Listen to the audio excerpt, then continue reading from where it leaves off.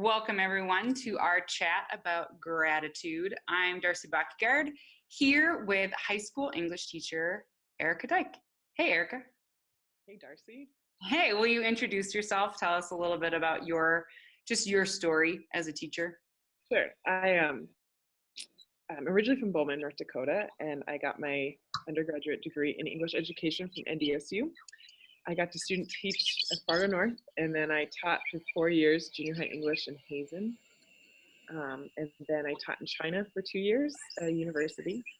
And then I found myself at NDSU again for a master's in English, and I got to TA in English 120. And then now I am back in Mercer County. I'm at Beulah High School teaching. It's a lovely journey of a lot of different flavors of education, from Fargo North to China to Hazen to Beulah, and everything in between. I want to brag on Erica just a little bit. I met her for the first time this summer because she was part of this very energetic group of teachers that was working together to create a social networking app for North Dakota teachers to help them connect with other teachers. And what is it called now? It's called Teacher Sparks. Teacher Sparks. And they won this $10,000 grant at the Governor's Innovation Summit this summer. So that was the first introduction that I had to her and her energy. And then we were at the same AP training. We weren't in the same cohort, but we were both at the English AP training. And we got to chat, and it was immediately one of those people that I was like, I just want to steal her and have her in my life, because she makes me feel better just getting to visit with her. And so I think that I thought you were the perfect person to join me and talk about gratitude. Because I don't know if you were aware of this, if this is a conscious thing you do, but you exude positivity and grace and gratitude in just how you interact with other human beings. Is that intentional on your part, or is that just you? Well, I think it's partly intentional and partly, I guess, just who I am. My middle name is Joy, and so I feel like I was always named that. My mom always called me Joy Girl growing up. Okay. But, the power of always being told Joy Girl. So it was just kind of this whole, yes, but partly intentional, and I guess partly just who I am. I also love that we get to take a peek at Erica's project. And to me, this connects to the gratitude and the joy. And that might feel like a stretch, but tell us the story of this wall, because I think this is an example of you creating an environment of joy and gratitude in your classroom. Okay, so last year when I walked into this room, I had a lot of white, empty wall space. And so I was just thinking about how to design it to be a good workspace. And I was talking with the science teacher down the hall, and she was like telling me all these different things. And I'd been away from secondary education for 5 years. So I hadn't had to think about how to design a room for 5 years. And I just thought, I bet students who have been in all these different classrooms have a lot of good ideas. So I taught them the genre of the proposal, and they were in groups, and they proposed how to make the room a better workspace. And so there's a very strong art club at Beulah High School. And so it was overwhelmingly proposed to have a mural on the back wall. And so I said, yes, let's do that. And then one of my students came with a design. I said, that's fantastic. It reminds me of this quote. And so then the art club did that. And it was this beautiful moment of like, this wall would not have been there had I not asked the students. And it was designed by one of my students in the class. And so I was very pleased with the way things turned out with that. And then to kind of make the gratitude turn, there were some other things that got proposed, like there are tables in here, and a couple other different things changed. And so after that change happened, we made sure to very intentionally write thank you notes to everybody who helped make the change happen. So like writing thank you notes to our principal for saying, thanks for helping us get the tables, and thanks for all these different things. And then my vocational English had moved the tables out, or moved the desks out, and then brought the tables in. So then we even wrote thank you notes to the vocational English for for doing that. And so I really felt like that was kind of the start of just getting a common practice of, if someone comes and helps our classroom be a better workspace, or to help us learn, that we just get into the habit, the practice of writing that thank you note. And I like that. I like all of those things. You were able to tie this process into curriculum. And certainly as we get into some of these gratitude resources, that will be part of what we'll talk about. Thought that it might be interesting to talk about why exploring the concept of gratitude was important to you. So when you asked me this question, I thought, why is it important? Why? Because last year when I came to Beulah High School, I wrote down some core values, and it was one of the core values I wanted to have in my room. And then I found, I don't know if you can kind of see this, probably. So is that it's teacher to teacher. And I was Uh-huh. at the National Council of Teachers of English class, or English convention, and they just had a photo booth set up, and you could write down why you teach. And so I had written down, I teach because I was given a great gift, and I love to give as well. So for me, teaching is really grounded in, like, I was given this gift, and so now it's my turn to give the gift of education. And so I think that's part of where the gratitude came from, is because with gifts, like, there is this thankfulness that comes alongside gifts. And my mom was also very gratitude Yeah. affected. I also remember that. And I don't think that I thought of it as gratitude. I've long said that we as teachers, like, I've always approached teaching, we both have theatery backgrounds. I've always approached teaching as kind of a theater experience, that I have an obligation to kind of, to some extent, put on a show, and not put on a show in the sense that I'm just up there like doing a thing. My students are in control of the class a lot of the time, but a good show in terms of my attitude. And this is not because I always have a good attitude. I want to be clear about this. I tend to be kind of I wouldn't say I'm a pessimist. I would call myself a realist, but that can tend to sound pessimistic. So that's a challenge. But I have a general policy that my students deserve the best version of myself. So I am going to be upbeat. I am going to be happy. I'm going to sell what I'm teaching, because if I'm not excited about what we're teaching, even things that, if I'm being honest, I don't like teaching, but if I'm not excited about doing that, there's no way the kids are going to be excited. And as I thought about this idea of gratitude, I was like, that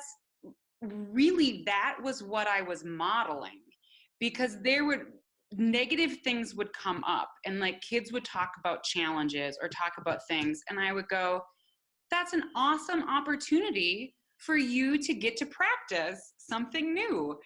Or something would go wrong in the classroom, and I would say, I am so grateful that I have all of these other ways of doing something in my classroom.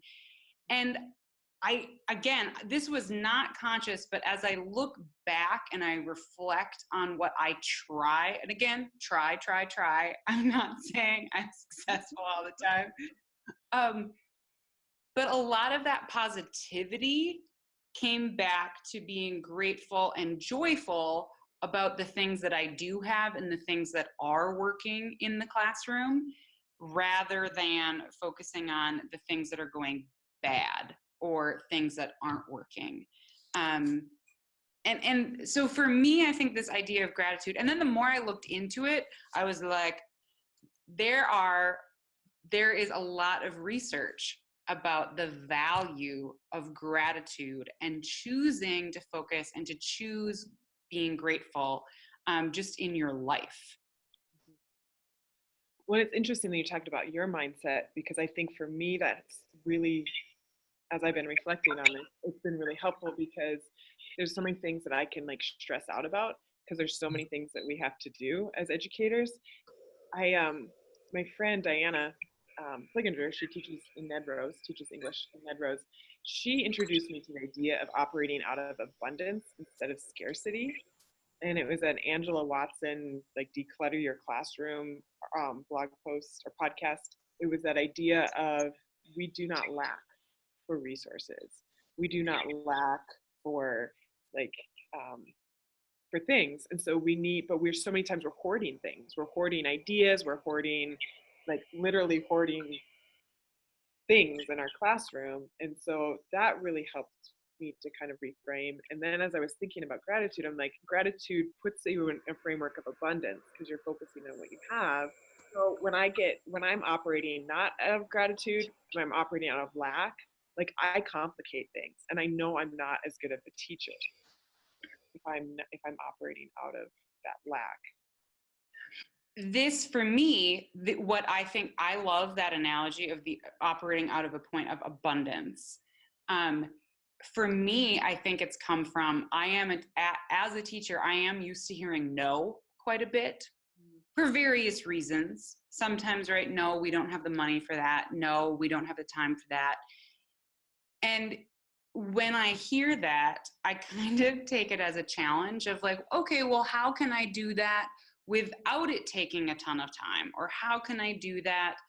So again, not that I was conscious that gratitude was what I was coming from, but there was this interesting challenge that would happen that I would have to figure out a solution to being told no, because I don't like being told no. I like trying things and doing different things. So I like that when you hear no, we can still be grateful for the no because it invites us to take stock of all the things that we do already have and maybe to think outside of the box. How can we operate from that place of abundance and redirect some of the things that we already have and make the most out of those things, or make them work for what we're wanting to do in the classroom, rather than just living with the no. I'm going to start sharing our gratitude slide deck, mostly because there is a ton of great stuff in here. And I want to make sure that we're talking about some concrete things that you can use in the classroom. As with all of the resource sheets, the first page has a little gratitude table of contents. So I have a variety of resources, including just graphic images like this, that I could see in an English classroom, that this be our bell ringer for the day, one of these gratitude prompts, that once a week, the journal write is about gratitude, and throwing up a different gratitude quote and ask students to reflect on what they're thinking about there. Because there's a fair amount of medical research that shows that when you practice, and the word practice is intentional here, when you practice gratitude, it has all kinds of life-changing effects. So I know you talked about that you've just always been joyful. Is this something that you have to consciously think about, or like how do you redirect yourself toward gratefulness or toward joyfulness as part of your personal practice or part of your teaching practice? Okay, so just very recently, as I've especially been thinking about this, since you had mentioned doing this web chat, was I have to self-talk two different things in my life. I have to self-talk, live a comedy, not a tragedy, and I have to self-talk, this is a good thing, this is a gift. I love both of those. Because the comedy one, it is in Shakespeare, right? It's about the community, and then something comes and disrupts the community, and then funny sometimes, and then it comes back to the community. But a tragedy, you've got one person, their name's in the title, and then it's all about the one person, and then things don't end very well at the end. So it's just like, okay, if I'm stressing out, am I stressing out because I'm thinking it's all about me? Like, and if I don't do this, like, who can I reach out for help? Like, live a comedy, not a tragedy. But then it's just like, okay, this is a good opportunity. I have the gift of teaching students to love English and to be good at English. Like, this is a gift, this is a good thing. And so I have to, like, it helps me reframe in my mind. And I know for me personally, I operate very well out of gifts, giving a good gift, and accomplishing a challenge, like solving a challenge. So I can just be like, this is the gift of a challenge right now. And just like that reframe for me is super important to my brain, because if I can't come at it from the right mindset, things don't go well.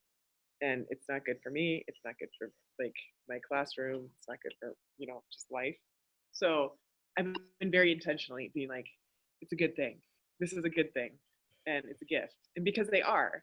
And sometimes like when you have a lot of things going on, it might just be because like there are good things happening, instead of stressing out, just be like, I appreciate this good thing. The gift. Yeah, and that is very similar to my experience of when someone tells me no. Honestly though, my instant first reaction is still frustration of like, why are you making life more difficult for me? Like, why can't you just say yes? But 9 times out of 10, if I focus on being grateful for the opportunity to have to think about, well, to maybe make my case stronger. Like, why was this important? Like, or for me to think in a different way, well, how can I accomplish the same thing without it taking what I originally thought? There's actually a lot to be grateful for in someone saying, no, that's not doable, that's not going to work, even though I still would prefer people to, Well, I have a book on my bookcase that I have not read yet, but it's called Inside the Box. And it's basically like a proven system for creativity where you just work with whatever you have. So when you limit yourself, you actually have better breakthroughs. So I've been needing to read it. I just haven't time. So as we're going to gratitude through these things, I threw up a few different videos on this slide. So within this gratitude, you have a few different things. Brene Brown, one of my absolute favorite people, and she talks a lot about that gratitude, that she's interviewed a lot of different people in life, and she has met 0 people who were joyful who were not first grateful. And that if we want to be joyful people, we need to be grateful people, genuinely grateful. So I think like all of those you've seen, but as I was thinking about this. I can be a shark. Now my whole house is great. I can do anything good. I like my school. I like anything. I like my dad. I like my cousins. I like my aunts. I like my husbands. I like my mom. I like my sister. I like my dad. I like my hair. I like my haircuts. I like my pajamas. I like my stuff. I like my room. I like my cold house. And she goes through this whole thing where she is just listing all the things that she likes, all the things that she's excited about in her house, all of her people. And it's funny because of the way she's doing it. But I agree with that question. Like, what would happen if we each, because this is how I normally start my day. I wake up going, okay, today I have to remember to do this, this, this, this, and this.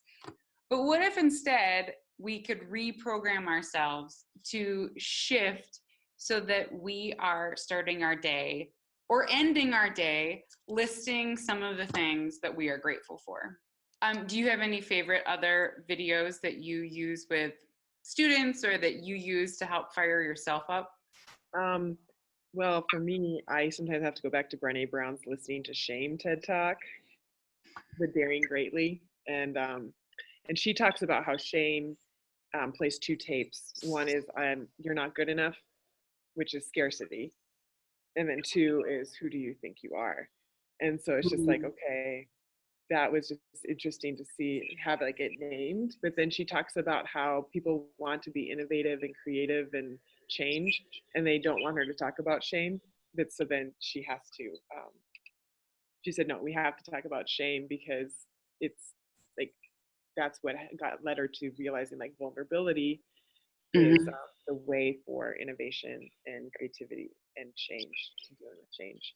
So, but that's the one that I like go back to if I need a pep talk, is Brené Brown's. So I'll have to watch the Gratitude Equals Joy. Yeah, and it's a nice short one.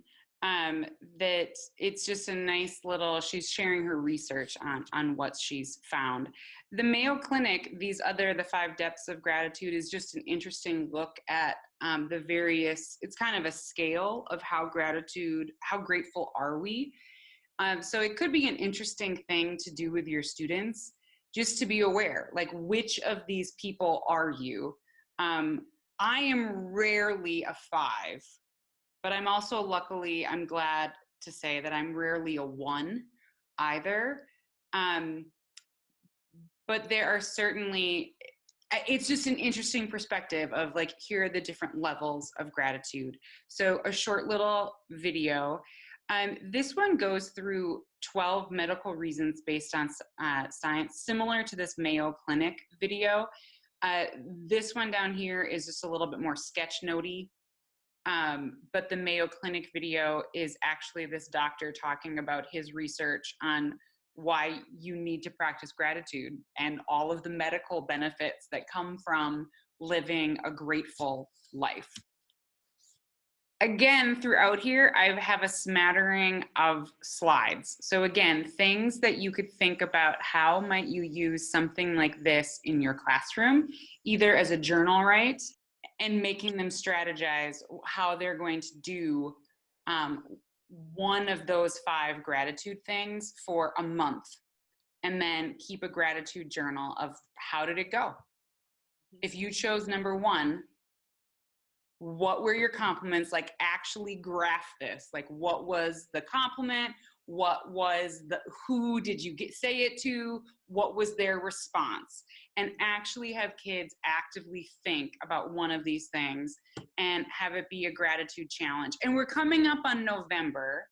Thanksgiving is my favorite holiday because it's all about being grateful. So what if, instead of giving gratitude one day a year, we gave gratitude the entire month of November?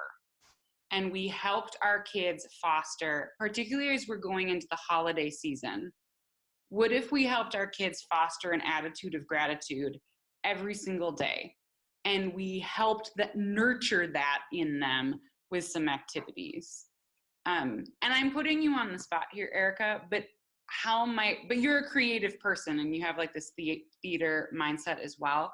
How might you use an image slide or a slide like this in your classroom for with your kids? Like number 1, give out compliments.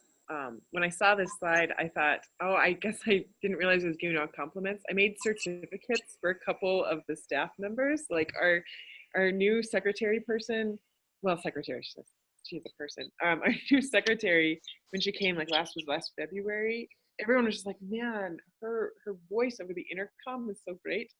So I recently discovered a certificate maker online, and so I made her this golden voice certificate.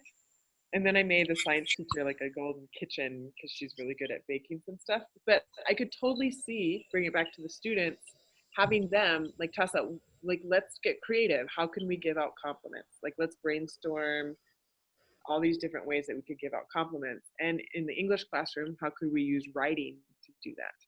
Right. How could we do this? And so to that, okay, first of all, what a great colleague. So I love that I was just thinking, like, in my classroom with my kids. I love that you're looking at it, and this is a sign, I think, of like that you are just a naturally more grateful and joyous person, because you look at this and go, oh yeah, like, how could I do this for the people that I work with as well? To that end, this literally came in the mail to me today. This was a card from Erica that was on my desk when I got back from lunch today before we're doing this. She came to a workshop that I was part of a couple weeks ago. If you're being honest, how long did this take you to create? Oh, I printed it and it took me probably like 4 or 5 minutes. Okay. Maybe 6. So She is very specific in this of, it's very clear to me that she was grateful for this experience. But what she has also done, and I don't know if this was your intention or not, or if it's kind of like your compliment certificate, that 5 minutes, and it's a printer piece of paper. I don't think it cost you, other than the postage, and she did put it inside a thank you card. But other than that, I don't think you didn't spend a ton of money. This was beyond moving for me. Like, this was one of the nicest, most genuine things that anyone has ever given me, that, like, I didn't hang it up in my office yet because I specifically wanted to kind of embarrass you of like talking about it on this chat, because it was just too perfect. Of, if you are grateful for something, why not tell the person? So in line with what you were saying about giving, I love that idea of compliment certificates, but give them to kids, give them to colleagues. I could go Englishy here, and like, we could bring this into a book, right? So we could have a compliment challenge, and while we're doing it, like reading in Gatsby, we could have the different characters give the different characters compliments. But then we could go, oh, like, this was, because I do this all the time where I pretend to have an idea at the end of an activity, but it was really the plan the whole time. So we do something like this with what we're reading, and maybe we do it as like a pass around. We've done those things, right, where we put a student's name and everyone writes a compliment to that student, and you pass the papers around and you do a compliment pass. You could do that with characters and do it about a story. But then, like, well, oh, like, this was kind of fun. What if we did a compliment slam instead of a poetry slam? What if we did a compliment slam and everybody has Post-its, and we give every student 10 Post-its, and their job is to write an honest, true thing, a compliment or a thank you, and they have to post it somewhere where that person is going to see it. So if it's for the cafeteria staff, then they have to put the Post-it somewhere. And we would maybe have to talk about boundaries of like, where's an appropriate place to post these Post-its so that we're not like contaminating food. But I could see a really cool writing challenge where every student has to do 10 compliments.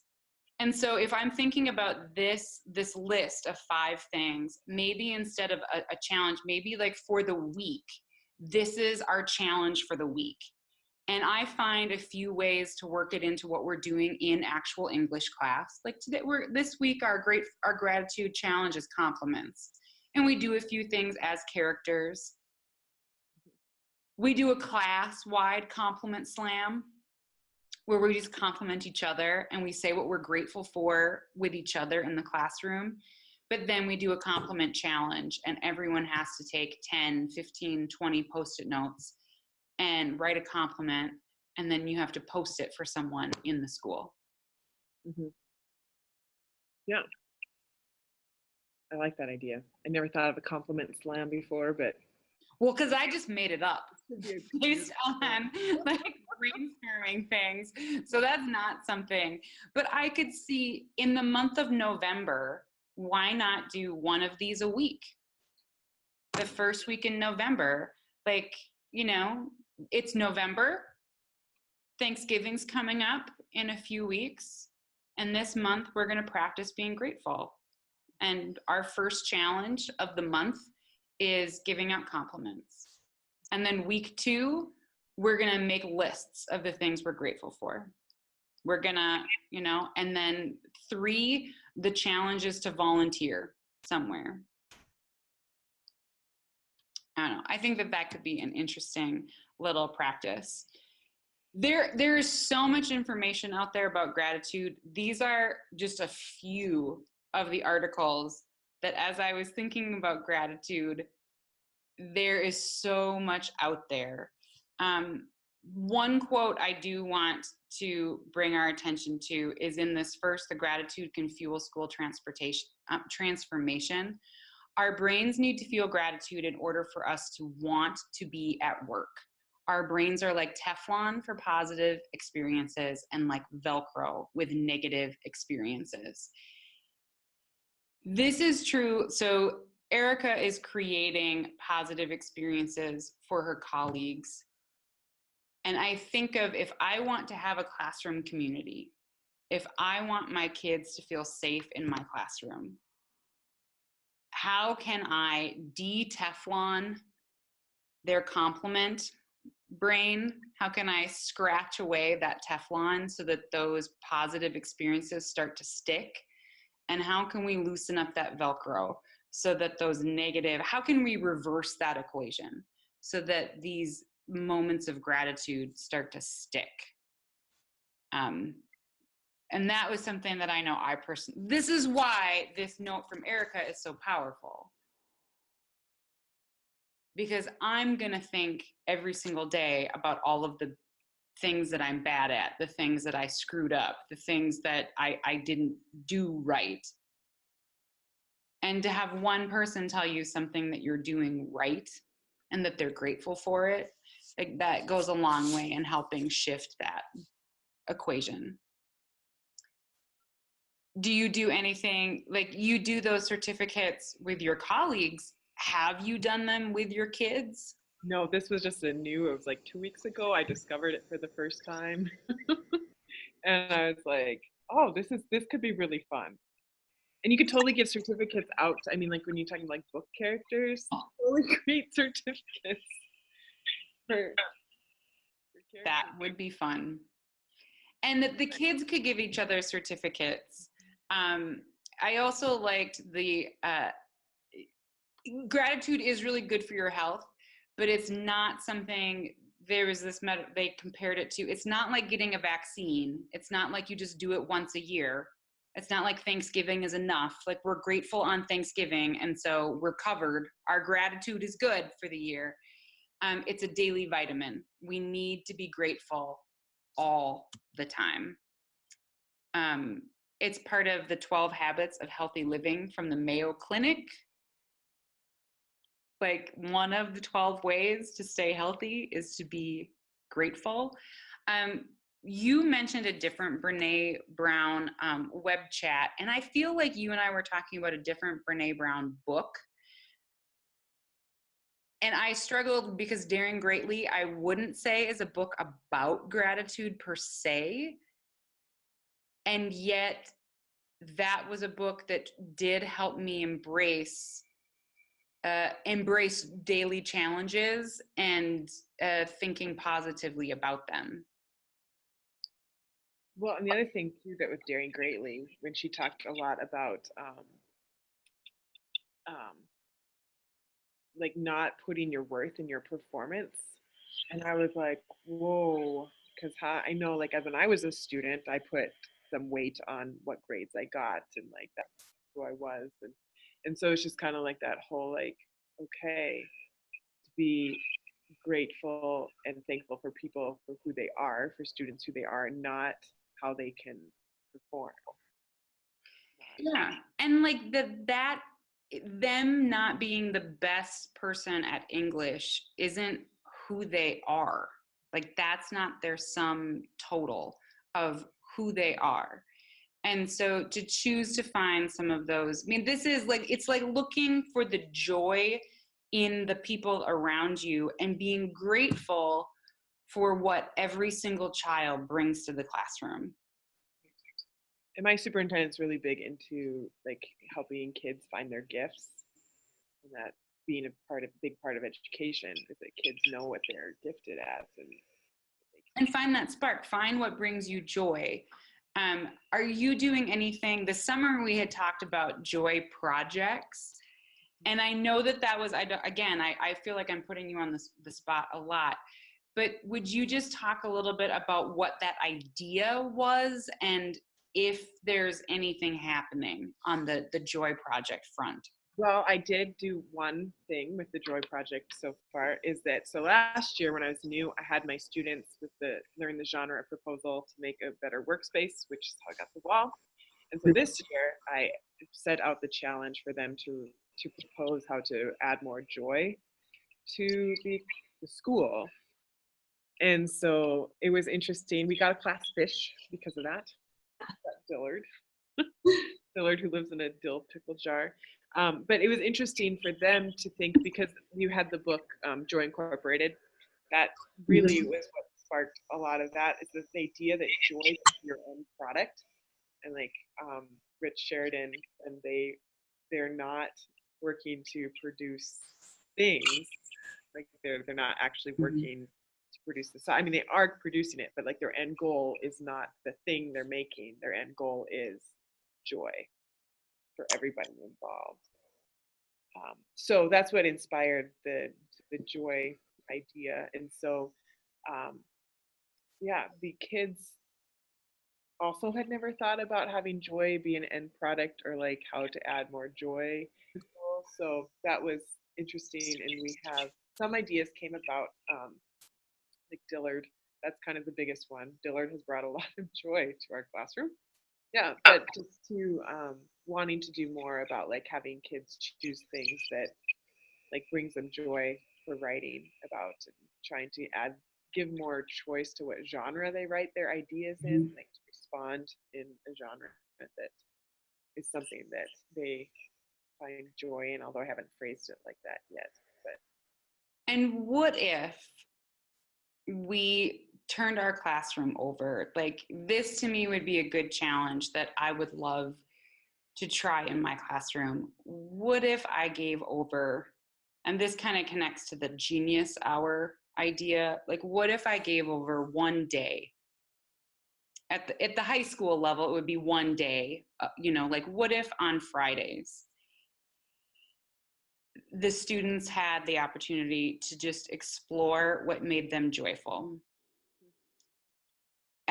to learn about something that they were interested in. And that's the whole idea behind the Genius Hour, of you give 25% of your time for students to explore something that they're genuinely interested in.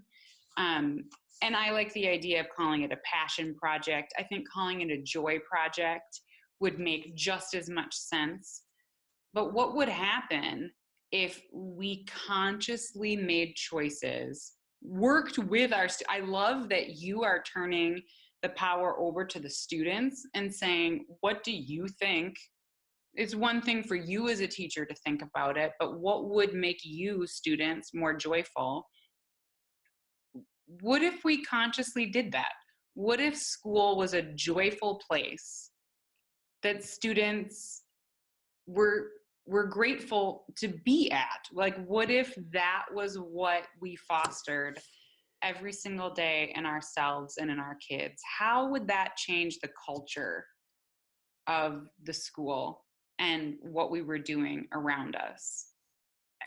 I think, and I love that that you're trying things. It's hard because curriculum, and we have these things to cover. So I'm not saying that this is an easy transition, but this whole conversation is challenging me in the best way. And I think that this is one thing I'm grateful for. I'm grateful when a new idea comes up like this and it makes me go, I so want to do that, but how can I get over that but? And so that's that. I'm grateful for that challenge, that I could think through and try to figure that out, of how could I do that. Let's snap through a few other just ideas on how to get gratitude into our classroom. Let's like go through like a little speed round thing. So just jump in when you see something, or if you have an idea on how to use something. This was just a little thing, and literally for all of these, if you click on the image, it will take you to the resource that I pulled this from. But this is just a little gratitude game. And I think you could do this. You could do it with a spinner. She uses pickup sticks. You could do a whole bunch of things. You could do it based on what the kid is wearing, like what color. You could use M&Ms. and have the kids take a handful of M&Ms, and for every M&M they took, whatever the color is, they had to say something that they were grateful for that color before they could eat the M&M. We turned this into an improv warm-up at practice today.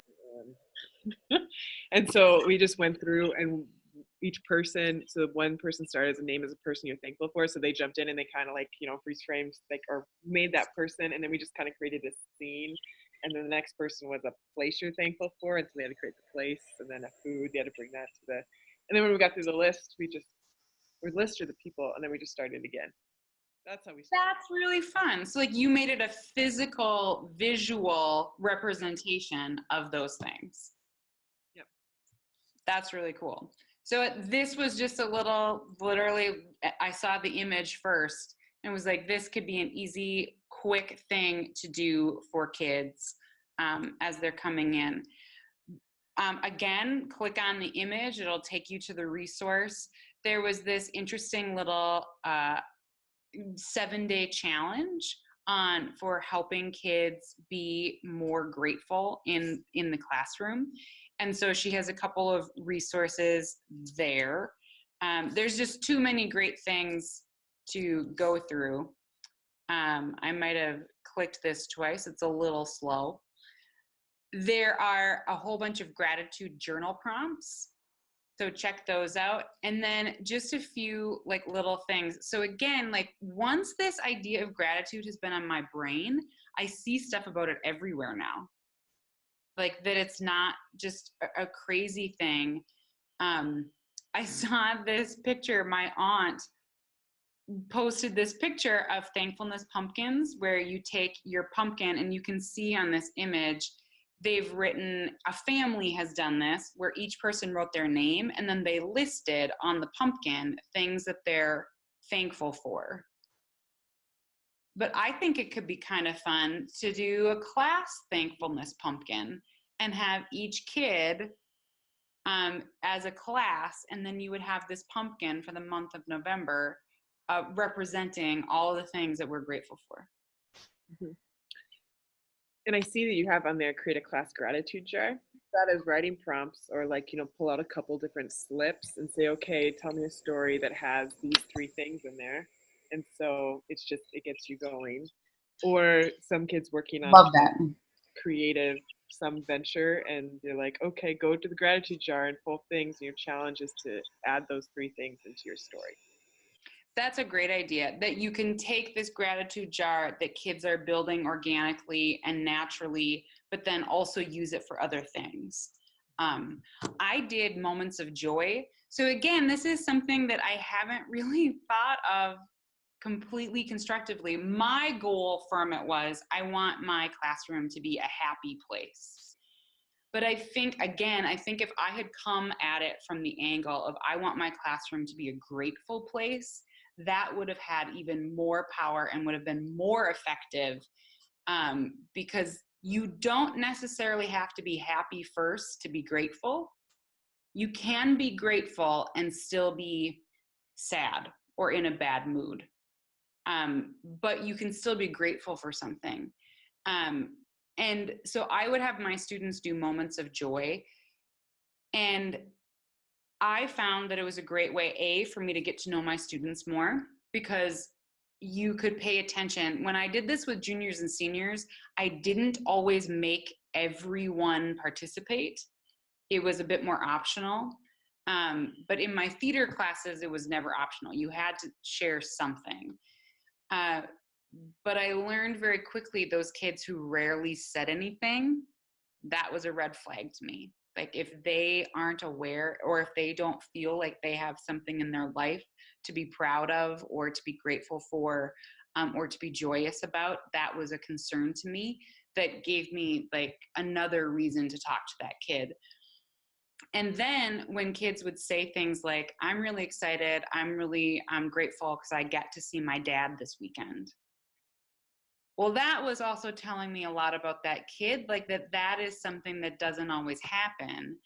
And when we would do moments of joy, I would either have Post-its by me, or I would just have my little I would make my own grade sheets. And then I would just put a note by that kid's name or on a Post-it. And then that way on Monday, when I was greeting them at the door, some of those kids who had said something that they were grateful for that stood out to me, I could specifically ask them about those things and ask, just ask them about it and ask them how it went. Will you explain your thank you idea? Okay, so this article you just clicked on just has a really simple way of looking at how to write a thank you. So Amy Devitt really is into genre. So she's looking at the genre of a good thank you. And so she just outlines a little bit of specifics of how to do that, to be specific.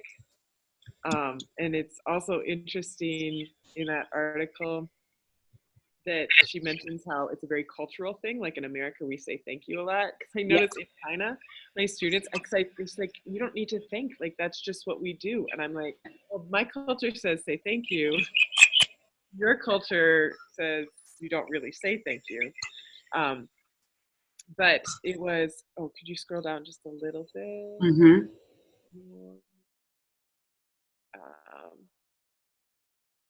Okay, so then she just has this really simple, what makes a good everyday thank you, sincere, genuine, no buts, specific about the action, and then it makes a connection with the person you're thanking. And so just making that, because I think sometimes kids don't know how to write thank you notes. Like it seems simple, but it's not always as simple.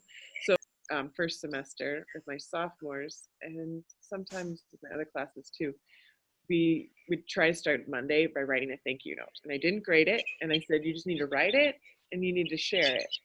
I like that. And so I asked my sophomores just yesterday, they're now juniors, I said, feedback on that, did you like that? And they said, oh, well, they still kept some of them, and they did enjoy it. They remembered. And then they started brainstorming ways that it could be used. They're like, yeah, you could like have like a list of like people or things that you're going to write a thank you to. So like you have these, like you're going to each week do something different. And then you also like have like different concepts from English that you have to include. Because I just wanted it to just be like it's Monday. Mondays can be kind of negative. Like let's start Mondays off with a positive. Let's focus on something, yeah. So that I'm like, I totally love their idea of like, kind of, so I'm like, oh, it's kind of like bingo a little bit, like you're just going to cross off, like. Okay. Yeah, or like a little tic-tac-toe board where you could have, like, you have to do these different little skills and you have to, I like that. I personally, and I, as an English teacher, I applaud that idea that kids came up with. Like, that's really cool. I do think that there is value in kids just writing. I think your strategy is more authentic, A. B, if you aren't grading them, like if you don't want to have to read all of these thank you cards, to some extent, what's the point of practicing some of those things? But I like that idea in general. But I think there is value in writing a thank you for the sake of writing a thank you. If they need something to add in, I learned that very few students know how to address an envelope properly. And so you could practice as part of writing the thank you, like the skill that they're practicing is the writing, but it could also be proper addressing of an envelope. I found that juniors and seniors, they didn't even know which side the stamp went on. We need to bring back letter writing. We need to bring back letter writing, yes. So I would say, just from my experience, do the grammar thing if that works for you and for your kiddos. But I applaud that you are just helping them train their brains to think in terms of gratitude. I think that's what's important. It was fun because one of my classes, one student, she wrote to one of the other students in the class, and so every week she just wrote her a letter, and it was just like, it was nice, and it was just kind of like their ritual to start class on Monday. And I think if we help foster that attitude, there's a lot of research on habits as well, right? That we are, as humans, we are creatures of habit.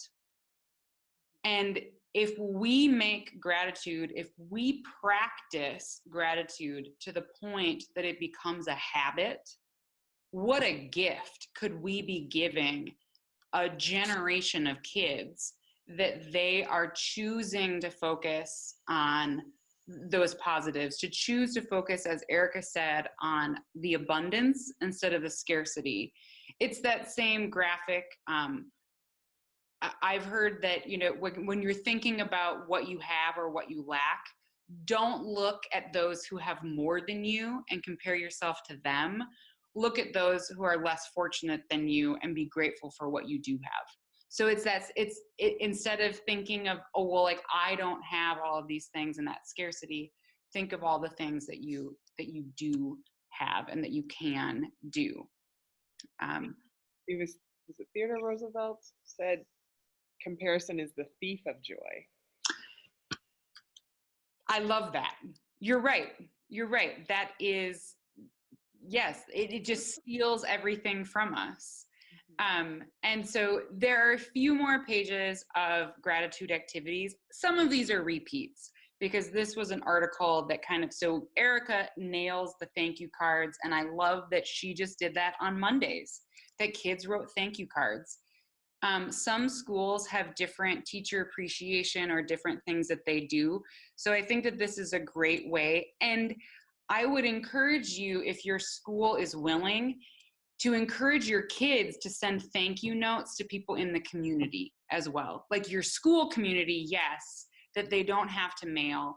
But what if one week you did encourage the kids, think of someone outside of this building for whom you are grateful, and that you want to take a moment to express a moment of gratitude.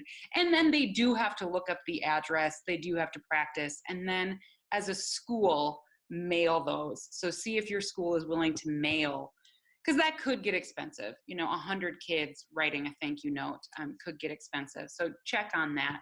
But I think that would be an interesting thing.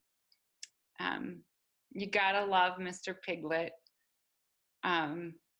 in doing things. So just some posters. You talked about the gratitude jar. Have you done anything like a gratitude board or a grateful wall or a we did it wall?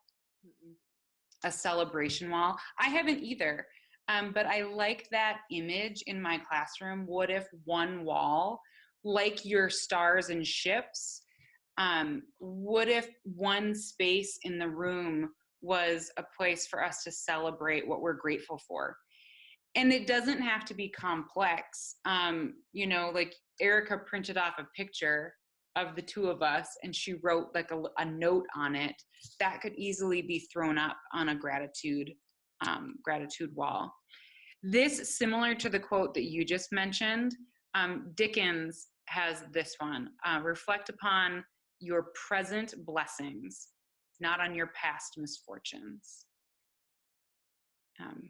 We all have, we all have misfortunes, but if I compare my past misfortunes to my present blessings, my present blessings far outweigh my past misfortunes. It doesn't always feel that way, but when I actually think about it, that is very true. And then just a few more gratitude activities, some gratitude like why. So I think you should be able to do this in your classroom because it's just good. But if you need to prove to someone why you're taking time to do gratitude in your classroom, show them some of this information from Habits of Heart, helping students reflect and act on gratitude. It goes through some of these recommendations of why gratitude is important and why that's important for us to foster in our kiddos. So you can take gratitude journals, you can do a variety of things. Do you have any final thoughts, like things that have sparked for you of things that you want to try now that we just had a brainstorming basically about gratitude? Well, I definitely want to do some type of gratitude challenge. Yeah, and a compliment slam. Like, somehow, some way, I think that needs to happen. I would love to hear how it goes because I have no idea, but I do think that that could be an interesting little challenge to do this. I think there are so many ways to implement gratitude in the classroom. I don't think it has to be a big, long thing. But I love those little things of write thank you notes on Mondays, share moments of joy from time to time, do a gratitude jar. Um, but find ways to foster and nurture that habit of gratitude. Because I think if we as educators can model that for our students, we really, our lives are going to be easier. We're going to be more positive. We're going to be better teachers and better educators. I was a better teacher when I would pretend to be excited about things, because by the end of the day, I was genuinely excited about them. After pretending all day long, I was genuinely happy about it. So I think that we can benefit a lot from this practice, but certainly, man, those kiddos. And take a page from Erica, or several pages from her. I love too that you've turned over that idea of how can we make school more joyful. And again, for people, she tied that to writing proposals in the English classroom and having to do a different genre of writing. So it was completely curricular based, but they had to come up with proposals to share joy and spread joy in the school. And maybe you'll get a fish out of it. Yeah. Dillard has an invisible friend named Leonard. So we have 2 dill pickle jars. And one's just empty and it has an invisible friend fish in it. Yeah. Okay, your kids are funny. Well, that actually came because I was filling the jar in the water fountain, and the other English teacher just walked in, and I didn't have the fish because the fish was still in that little beta Yeah. thing.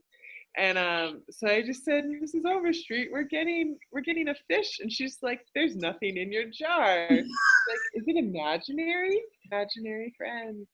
Yep, Dillard needs an imaginary friend. And so then my kids just went with it. And I said, we need a name. That is really, really funny. Kim, do you already do anything with your library kiddos on gratitude? No, but my wheels are spinning. So this has been like perfect timing for me. I think, when you're just starting to get into the year, and it's good to have that reminder of, taking care of ourselves and bringing joy back to our lives so that we can, have the best us in our classroom, in our library, or wherever we're teaching. I was curious about the 90-day gratitude journal that was in the resources. Is that something you can get online, or is it something you made, or? There are 2 different journal things. So under the resources, if I go back, the 90-day gratitude journal was a book. And honestly, I haven't read it. But Okay. The other one is this 120 gratitude journal prompts. Okay. And this, I think, would be pretty easy. I mean, this is the site has a lot of ads on it. So that was one of the reasons why I didn't show it earlier, that it does take a little while. But if you scroll down, they're just simple. They're nothing crazy. You could easily come up with these on your own as a teacher, but who has the time for that? Right. So I like the idea that you could easily post, like in the month of November, or 120 gratitude prompts. You could do one every single day. And maybe not every day do you actually write about it, but what if during morning meeting, there was even just the invitation of a prompt was put up, and we just ask people, see, it's still loading. We just ask kids, like, notice the gratitude challenge of the day. And then at the end of the day, in a K-6 classroom, at the end of the day, we ask kids to share who wants to comment on today's gratitude prompt. So you wouldn't need to actively write about these prompts every single day, but I think you could post them in different places. Or if you are doing a writing challenge, do 5, and then kids can choose one of those 5 that they want to try to do. So it is still loading, so I am not going to wait for that. Okay, I'll just look in your resources and take a look for the information on that. But I just thought for myself, if I start with me, then I can come up with ideas for my students as well. But just putting more gratitude. I mean, I think I'm a very thankful person, but it, just to hear that letter that you got brought that much joy to you. Really did. And I was, when you were showing that, I was thinking about, my daughter and her friends came to our home in Arizona last spring break, and there was a big group of them. And one of the boys actually wrote me my husband and I, a handwritten letter and mailed it. And I mean, I got a lot of thank yous. Every one of them were grateful. But I saved that letter because it was like so special. And I was thinking, wow, I didn't even know kids write letters anymore. Neat. Which was so great. And I thought, wow, his mom really did a good job with him, Yeah.